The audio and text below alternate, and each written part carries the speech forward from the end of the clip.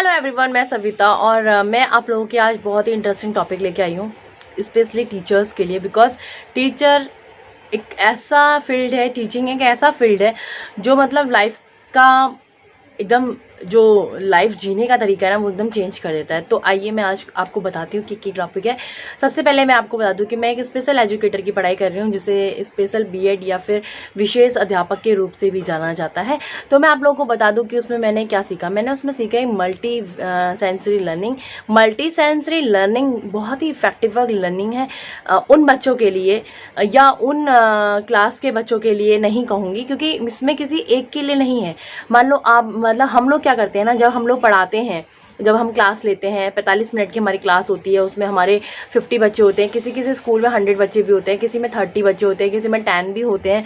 तो हम क्या करते हैं, उनको एक ही वे में पढ़ाते हैं, एक ही तरीके से पढ़ाते हैं। जैसे कि बुक से पढ़ा लिया, फिर क्वेश्चन आंसर दे दिया, होमवर्क दे दिया। ये जस्ट क्या है आपका एक आपका पढ़ाने का तरीका कह सकते हैं आप, कि आप इस तरीके से प्लानिंग करते हैं और इस तरीके से आप बच्चों को पढ़ाते हैं। बट अगर आप इस तरीकों को चेंज करेंगे, मतलब कहने का मतलब है कि हम अगर बच्चों को मल्टी सेंसरी लर्निंग से पढ़ाते हैं तो बहुत ही इफेक्टिव लर्निंग होने वाली है। बिकॉज जो ये लर्निंग पैटर्न है ना, ये बहुत ही डिफरेंट है और बहुत ही इफेक्टिव लर्निंग पैटर्न है। इसमें बच्चा है ना, इसे बहुत ही सिंपल और सादे तरीके से मैं बताने वाली हूँ, क्योंकि मैं एक स्पेशल एजुकेटर हूँ और स्पेशल एजुकेटर बहुत ही स्पेसिफिक लर्निंग देते हैं, मतलब कि जो लर्निंग को है वो बिल्कुल खोल के बताते हैं। तो मैं आपको बता रही हूँ, जो ये हाथ है ना, ये हमारी क्लास है, ठीक है। जो हमारे फिंगर्स हैं ये हमारे बच्चे हैं। तो हमारे बच्चे क्या हैं, डिफरेंट ऑफ डिफरेंट। आप देख सकते हैं फिंगर्स का जो साइज़ है, फिंगर्स की जो लेंथ है वो डिफरेंट है। मतलब कि कहने का मतलब है कि जो उसका मोटापा, पतलापन, लंबापन जो भी देखेंगे वो डिफरेंट है कि नहीं। जैसे आपके हाथ में डिफरेंट उंगलियां हैं, तो उसी प्रकार से हमारी क्लास में डिफरेंट बच्चे होते हैं। उनको पढ़ाने का जो तरीका होता है वो एक कैसे हो सकता है, उनको पढ़ाने का तरीका हम लोगों को एक ही क्लास में डिफरेंट टाइप्स ऑफ बच्चों को अलग अलग तरीके से नहीं पढ़ाया जा सकता है। ये बहुत ही अहम बात है। और बहुत सारे लोग ये कहेंगे कि यार एक क्लास में अगर 10 बच्चे भी डिफरेंट हैं तो हम उनको कैसे पढ़ाएं, हम उन बच्चों पे कैसे फोकस करें जो बहुत ही वीक हैं। तो उन बच्चों पे कैसे फोकस किया जाएगा, मैं आप लोगों को बताना जा रही हूँ। इसका जो एक मेथड है, बहुत ही यूनिक मेथड है। तो आइए, आप स्क्रीन पे पढ़ भी सकते हैं और मैं आपको बता भी रही हूँ, ठीक है। तो जैसे कि आप जानते हैं मल्टी सेंसरी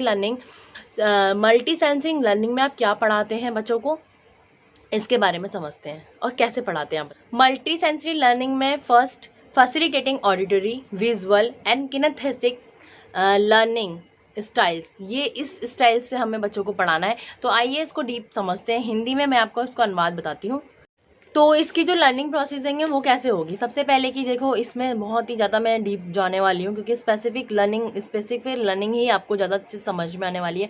तो सबसे पहले क्या मैंने बोला था, ऑडिटरी माने कि सुनने की शक्ति जो होती है बच्चों की।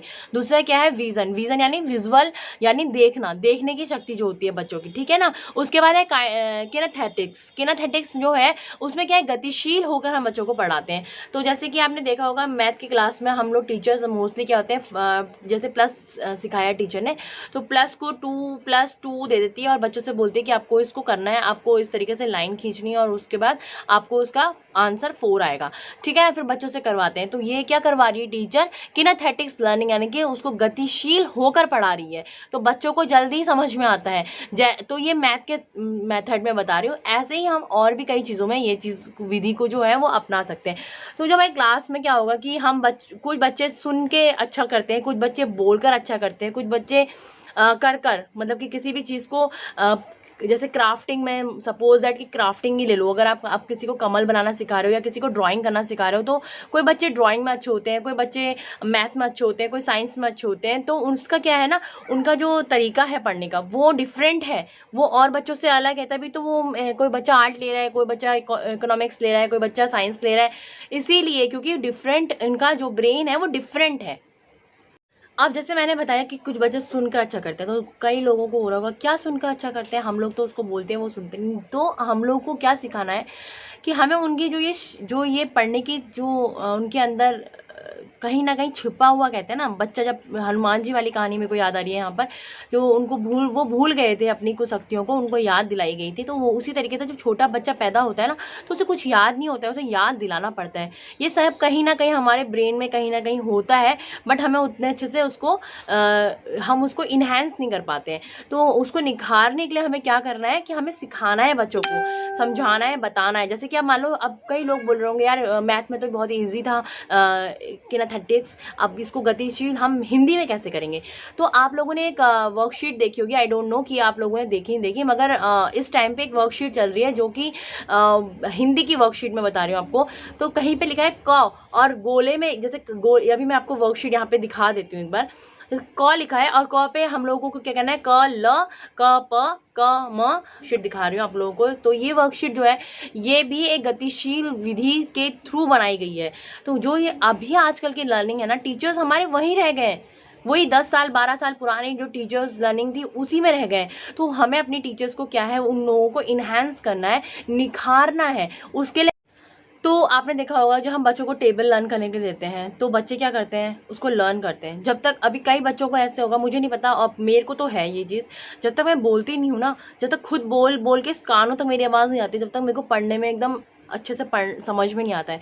और हमारे सामने एक आंटी रहती थी, मिनी आंटी, जो केरल की हैं, उनके ट्यूशन में बहुत सारे बच्चे आते थे। तो उनका क्या तरीका था, तो वो लिख कर बोलते थे कि इंग्लिश जो ऐसा लैंग्वेज है, इंग्लिश ऐसा एक सब्जेक्ट है जो आप जितना ज़्यादा लिखोगे उतना ज़्यादा आपको आती है। तो मैं ये समझती हूँ कि जो लिखना है एक वो गतिशील क्रिया है, और जो स्पीक कर रहे हैं हम लोग, बोल रहे हैं, हम सुन रहे हैं, वो हमारे कानों तक जा रही है, वो ऑडिटरी क्रिया है। ठीक है। तो इसी तरीके से विजन तो हम कर ही रहे हैं ना, हम कोई बच्चों को ब्लैक बोर्ड पे सिखा रहे हैं, कोई चार्ट पेपर पे सिखा रहे हैं, कोई मूवी दिखा रहे हैं, कोई स्टोरी सुना रहे हैं, तो वो सब विजन करके अगर बच्चा देख रहा है तो वो तुरंत सीख लेता है। तो जैसे हम कोई पिक्चर है, हमने मान लो अभी गदर मूवी आई थी, बहुत ही ज़्यादा पास से बता रही हूँ, जो गदर मूवी आई थी, तो जब हम गदर मूवी देख रहे थे ना, हम गदर मूवी की जो पिछले पार्ट था वो हमें कहीं ना कुछ याद आ रहा था। ठीक है ना। तो इस तरीके से क्या, हमने देखा हुआ है तो हमें याद है कि पीछे क्या हुआ था। तो इस तरीके से गदर मूवी को आपने दोबारा तो नहीं देखा ना जाके, सेकंड पार्ट जब आया तो फर्स्ट पार्ट तो नहीं देखा आपने, और बाहुबली आया तो जब फर्स्ट पार्ट तो नहीं देखा आपने, सेकंड पार्ट ही देखा होगा उसका। तो पीछे का हमें याद है क्योंकि वो हमने देखा सुना है इस चीज़ को, तो इसलिए हमें वो याद है। आई होप कि आपको आपका वीडियो पसंद आया होगा, तो प्लीज़ लाइक कर दीजिए।